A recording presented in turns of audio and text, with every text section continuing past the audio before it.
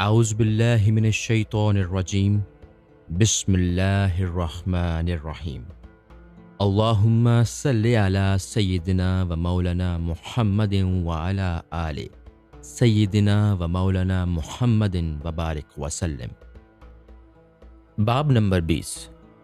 حضرت امام احمد بن حنبل رحمۃ اللہ علیہ کے حالات و مناقب۔ تعارف۔ ریاضت و تقویٰ میں آپ کا مقام بہت بلند ہے اور آپ ذہین اور ذکی ہونے کے ساتھ ساتھ مستحباب الدعوات بھی تھے،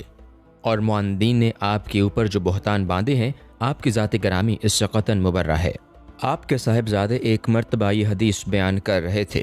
اخمر تینتا آدم بیدہ، یعنی خدا نے حضرت آدم کا خمیر اپنے ہاتھ سے گوندھا، اور حدیث بیان کرتے ہوئے آپ نے اپنا ہاتھ دراز کر دیا، لیکن امام حنبل رحمۃ اللہ علیہ نے منع کرتے ہوئے فرمایا کہ جب ید اللہ کا مفہوم بیان کیا کرو تو ہاتھ دراز کر کے نہ سمجھایا کرو۔ امام صاحب نے بہت سے مشہور و جلیل القدر بزرگوں سے شرف نیاز حاصل کیا ہے، اور بشر حافی کا قول تو یہ ہے کہ امام حنبل مجھ سے بدرجہ افضل ہیں، کیونکہ میں تو صرف اپنے ہی واسطے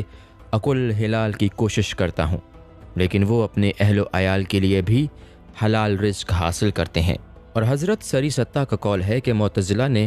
آپ کے اوپر جتنی تانا زنی کی ہے، موت کے وقت آپ ان تمام چیزوں سے پاک تھے۔ مثلاً بغداد کے معتزلہ نے ہنگامہ کھڑا کر کے یہ چاہا کہ آپ کسی طرح یہ تسلیم کر لیں کہ قرآن مخلوق ہے، اور اس سلسلہ میں دربار خلافت سے بہت بڑی سزائیں بھی دی گئیں، حتیٰ کہ جس وقت آپ کو 1000 کوڑے لگائے جا رہے تھے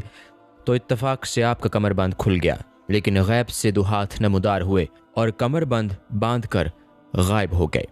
مگر اتنی شدید اذیتوں کے باوجود آپ نے قرآن کو مخلوق نہیں بتایا۔ اور جب آپ چھوٹ گئے تو لوگوں نے پوچھا کہ جن فتنہ پردازوں نے آپ کو اس قدر اذیتیں پہنچائی ہیں، ان کے لیے آپ کی کیا رائے ہے؟ فرمایا کہ وہ مجھے اپنے خیال کے مطابق گمراہ تصور کرتے ہیں، اور اس لیے تمام تکلیفیں صرف خدا کے لیے دی گئی ہیں، اس لیے میں ان سے کوئی مواخذہ نہیں کروں گا۔ منقول ہے کہ کسی نوجوان کی ماں کے ہاتھ پیر شل ہو گئے، اور جب اس نے بیٹے کو دعا کے لیے آپ کے پاس بھیجا تو آپ نے حال سن کر وضو کر کے نماز شروع کر دی، اور جب وہ نوجوان گھر پہنچا تو ماں صحت یاب ہو چکی تھی، اور خود آ کر دروازہ کھولا۔ آپ دریا کے کنارے وضو کر رہے تھے اور ایک شخص بلندی پر بیٹھا ہوا وضو کر رہا تھا، لیکن آپ کو دیکھ کر تعظیماً نیچے آ گیا۔ پھر اس کے انتقال کے بعد کسی نے خواب میں دیکھ کر پوچھا کہ کس حال میں ہو؟ اس نے کہا کہ خدا تعالیٰ نے محض اس تعظیم کی وجہ سے جو میں نے امام حنبل کے وضو کرتے وقت کی تھی مغفرت فرما دی۔ واقعات۔ آپ فرمایا کرتے تھے کہ میں جنگل میں راستہ بھول گیا، اور جب ایک اعرابی سے راستہ معلوم کرنا چاہا تو وہ پھوٹ پھوٹ کر رونے لگا۔ مجھے خیال ہوا کہ یہ شاید فاقہ سے ہے، اور جب میں نے کھانا دینا چاہا تو وہ بہت ناراض ہو کر کہنے لگا کہ اے امام حنبل، کیا تجھے خدا پر اعتماد نہیں جو خدا کی طرح مجھے کھانا دینا چاہتا ہے، جو کہ تو خود گم کردہ راہ ہے؟ مجھے خیال آیا کہ اللہ تعالیٰ نے اپنے نیک بندوں کو کہاں کہاں پوشیدہ کر رکھا ہے۔ وہ میری نیت کو بھانپ کر بولا کہ خدا کے بندے تو ایسے ہوتے ہیں کہ اگر وہ تمام سرزمین سونا بن جانے کے لیے کہہ دیں تو پورا عالم سونے کا بن جائے، اور میں نے جب نگاہ اٹھائی تو پورا صحرا سونے کا نظر آیا، اور غیب سے ندا آئی کہ یہ ہمارا محبوب بندہ ہے،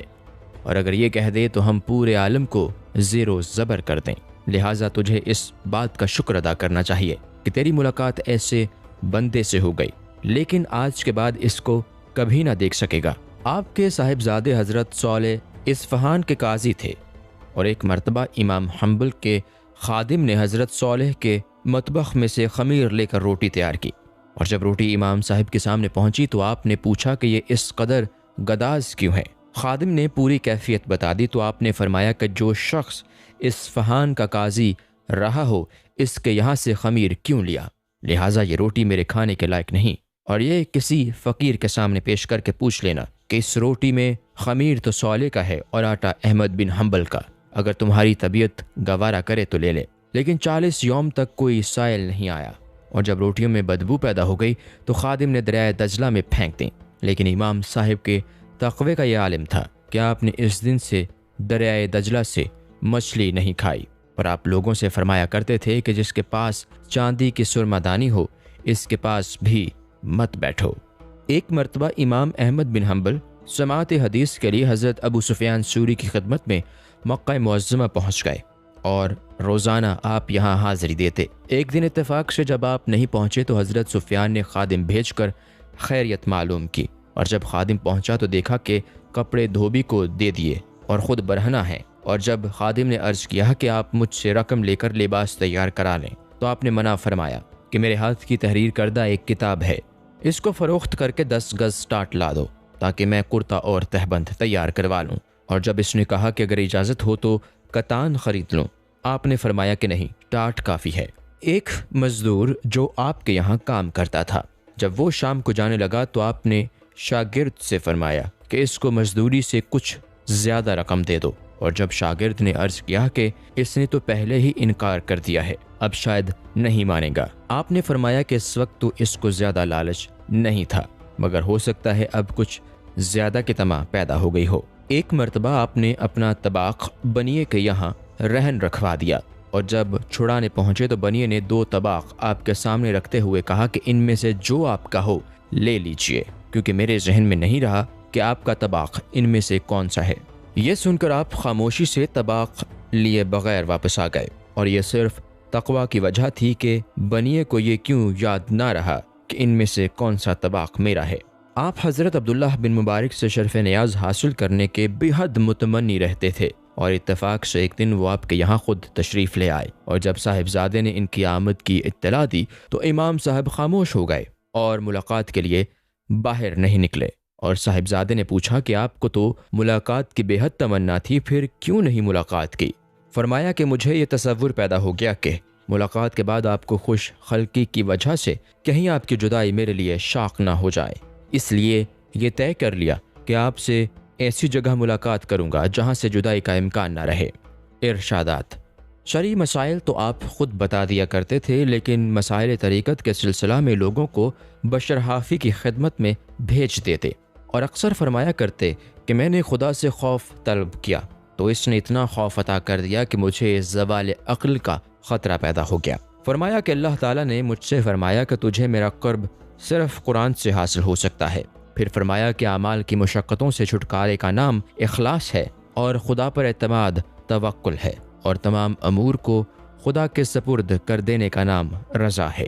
زہد: جب لوگوں نے محبت کا مفہوم پوچھا تو فرمایا کہ جب تک بشر حافی حیات ہیں ان سے دریافت کرو۔ پھر سوال کیا گیا کہ زہد کس کو کہتے ہیں؟ فرمایا کہ عوام کا زہد تو حرام اشیاء ترک کر دینا ہے، اور خواص کا زہد حلال چیزوں میں زیادتی کی طمع کرنا ہے، اور عارفین کے زہد کو خدا کے سوا کوئی نہیں جانتا۔ پھر سوال کیا گیا کہ جو جاہل قسم کے صوفیہ مسجد میں متوکل بن کر بیٹھ جاتے ہیں، ان کے متعلق کیا رائے ہے؟ فرمایا کہ ایسے لوگوں کو غنیمت سمجھو، کیونکہ علم کی وجہ سے انہوں نے توکل اختیار کیا ہے۔ اور جب لوگوں نے عرض کیا کہ یہ تو محض روٹیاں حاصل کرنے کا ایک بہانہ ہے، تو آپ نے فرمایا کہ دنیا میں کوئی جماعت بھی روٹیوں سے بے نیاز نہیں۔ وفات: انتقال کے وقت صاحبزادے نے طبیعت پوچھی تو فرمایا کہ جواب کا وقت نہیں ہے، بس دعا کرو کہ اللہ تعالیٰ ایمان پر خاتمہ کر دے، کیونکہ ابلیس لعین مجھ سے کہہ رہا ہے کہ تیرا ایمان سلامت لے جانا میرے لیے باعث ملال ہے، اس لیے دم نکلنے سے قبل مجھے سلامتی ایمان کے ساتھ مرنے کی توقع نہیں ہے۔ اللہ تعالیٰ اپنا فضل فرما دے۔ یہ کہتے کہتے روح پرواز کر گئی۔ انا للہ و انا الیہ راجعون۔ محمد بن خزیمہ بیان کرتے ہیں کہ انتقال کے بعد میں نے خواب میں امام صاحب کو دیکھا کہ وہ لنگڑا کر چل رہے ہیں، اور جب میں نے دریافت کیا کہ کہاں تشریف لے جا رہے ہیں تو فرمایا کہ دارالسلام میں۔ اور جب میں نے یہ سوال کیا کہ خدا تعالیٰ نے کیا معاملہ کیا، فرمایا بظاہر میں نے دنیاوی زندگی میں بہت اذیتیں جھیلیں، لیکن قرآن کو مخلوق کبھی نہیں کہا، بس اسی کے صلہ میں میری مغفرت بھی ہو گئی اور مجھے بہت بڑے بڑے مراتب بھی عطا ہوئے۔ پھر فرمایا کہ جب اللہ تعالیٰ نے مجھ سے پوچھا کہ جو دعا تم کو سفیان ثوری نے بتائی تھی وہ سناؤ، چنانچہ میں نے یہ دعا سنا دی: یا رب کل شیء بقدرتک وانت قادر علی کل شیء ولا تسألنی عن شیء، یعنی اے اللہ ہر چیز تیرے قبضہ قدرت میں ہے اور تو ہر شے پر قادر ہے، اور وہ مجھ کو عطا فرما دے، اور مجھ سے مت پوچھ کہ کیا طلب کرتا ہے۔ پھر اللہ تعالیٰ نے فرمایا کہ اے احمد، یہ بہشت ہے اور اس میں داخل ہو جا، اور میں اس میں داخل ہو گیا۔